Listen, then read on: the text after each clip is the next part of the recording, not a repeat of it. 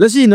2025-26ရာသီပရီးမီးယားလိရဲ့အကောင်းဆုံးကွင်းလက်ကစားသမား10ယောက်အားလုံးပဲမင်္ဂလာပါကျွန်တော်ဒီနေ့မှာတော့နာမည်ကြီး website တစ်ခုဖြစ်တဲ့ Sport Dunia ရဲ့အဆိုအရလက်ရှိ2025-26ရာသီပရီးမီးယားလိရဲ့အကောင်းဆုံးကွင်းလက်ကစားသမား10ယောက်ကိုဖော်ပြပေးချင်ပါတယ်နံပါတ်10 Morgan Giroud Nottingham Forest အင်္ဂလန်လူငယ်ကွင်းရဲ့ခြေခွင် Morgan Giroud ကတော့ Nottingham Forest ကိုရောက်ရှိလာပြီးတဲ့နောက်အသင်းရဲ့အဓိကရေးပါတဲ့ကစားသမားဖြစ်လာခဲ့တာပါ Giroud အနေနဲ့သူ့ရဲ့ကိုပန်နီနိုင်ဆောင်မြန်မာမှုတွေနဲ့အတူအသင်းကိုကူညီပေးနေတာဖြစ်ပြီးဒီရာသီမှာလည်း၄-၃ကကိုပန်နီမှု၃ချက်ထိပြုလုပ်ထားနိုင်ခဲ့တာဖြစ်ပါတယ်နံပါတ်9 Bruno Fernandes Manchester United တို့ရုန်းကန်နေရသည့်တိုင်အောင် Bruno Fernandes ကတော့အမြဲတမ်းအကောင်းဆုံးပုံစံမှာရှိနေတာဖြစ်ပြီးဒီရာသီမှာလည်းအသင်းကိုအကောင်းဆုံးတန်းတင်ပေးနေတော့လို့ပြောရမှာပါဒီပေါ်တူဂီကွင်းလက်ကစားသမားအနေနဲ့လက်ရှိမှာပရီးမီးယားလိရဲ့ကိုပန်တီမှုအများဆုံးကစားသမားအဖြစ်ရပ်တည်နေတာဖြစ်ပြီးပရီးမီးယားလိ14ပွဲမှာလည်း2ဂိုး3ကကိုပန်တီမှု9ချက်ထိပြုလုပ်ထားနိုင်ခဲ့တာဖြစ်ပါတယ်နံပါတ်10 Bruno Guimaraes Newcastle ဘရာဇီးကွင်းလက်ကစားသမား Bruno Guimaraes ကဒီရာသီ Newcastle အသင်းရဲ့မရှိမဖြစ်ထောက်တိုင်ကစားသမားလို့ပြောရမှာဖြစ်ပြီးသူ့ရဲ့ခန်းစစ်တိုက်စစ်မြတ်တောင်လိုက်ပါနိုင်မှုတွေကြောင့်ဒီစင်းမှာပါဝင်လာတာဖြစ်ပါတယ် Bruno Guimaraes အနေနဲ့ဒီရာသီမှာ Newcastle အသင်းအတွက် Premier League 14ပွဲထိကစားပေးထားခဲ့တာဖြစ်ပြီး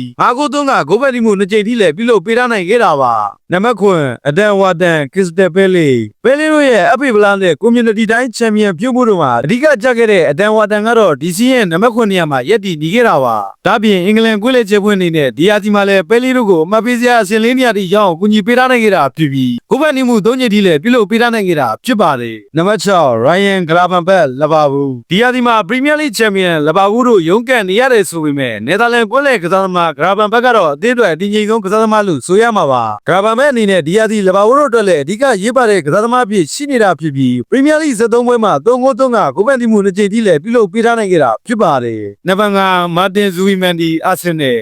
ကိုဒီရာသီမှာရောက်ရှိလာခဲ့တဲ့စပိန်ကွင်းလက်ကစားသမားကချက်ချင်းဆိုသလို Arsenal ကွင်းလက်မှာအသားကျခဲ့ပြီး Premier League ရဲ့အကောင်းဆုံးကွင်းလက်ကစားသမားစင်းမှာပါဝင်လာနိုင်ခဲ့တာပါဇူဘီမန်ဒီရောက်ရှိလာမှအာဆင်နယ်ကွင်းလက်ကပိုပြီးတည်ငြိမ်လာခဲ့တာဖြစ်ပြီးပရီးမီးယားလိ15ပွဲကစားပြီးချိန်မှာလည်း2ဂိုး3ကဂိုးပတ်နေမှုတစ်ချိန်ပြုလုပ်ပေးထားနိုင်ခဲ့တာဖြစ်ပါတယ်နံပါတ်4 Mike Caicedo Chelsea ကွင်းလက်မှာမရှိမဖြစ်ကစားသမားဖြစ်လာတဲ့ Caicedo ကဒီရာသီမှာလည်းအသင်းအတွက်အကောင်းဆုံးပုံစံကိုပြသနေခဲ့တာပါဒါပေမဲ့တိုက်စစ်လမ်းကြောင်းတွေကိုနိုင်ငံရှိထုတ်ပေးနေတဲ့ကစားသမားဖြစ်ပြီး Caicedo အနေနဲ့ဒီရာသီ Chelsea အသင်းအတွက်ပရီးမီးယားလိ12ပွဲမှာ3ဂိုး3ကဂိုးပတ်နေမှုတစ်ချိန်လည်းပြုလုပ်ပေးထားနိုင်ခဲ့တာဖြစ်ပါတယ်နံပါတ်3 Ibrichi Eze Arsenal လက်ရှိရာသီအာဆင်နယ်ရဲ့ဆွမ်းဆောင်ရည်ကောင်းမွန်မှုတွေမှာအဓိကကျလာကစားသမားအသစ်ခေါ်ယူမှုတွေဖြစ်ပြီးဒီထဲမှာအာဇီကလည်းတယောက်ပါဝင်ဖြစ်နေတာပါအာဇီအနေနဲ့ပဲလေသေးစီကနေအာဆင်နယ်ကိုဒီရာသီမှာရောက်ရှိလာခဲ့တာဖြစ်ပြီးအာဆင်နယ်တို့အတွက်ပရီးမီးယားလိ73ပွဲကစားပြီးချိန်မှာလည်း၄ဂိုး3ကဂိုးပတ်တီမှု2ကြိမ်ထိပြုလုပ်ထားနိုင်ခဲ့တာဖြစ်ပါတယ်နံပါတ်2 Enzo Fernandez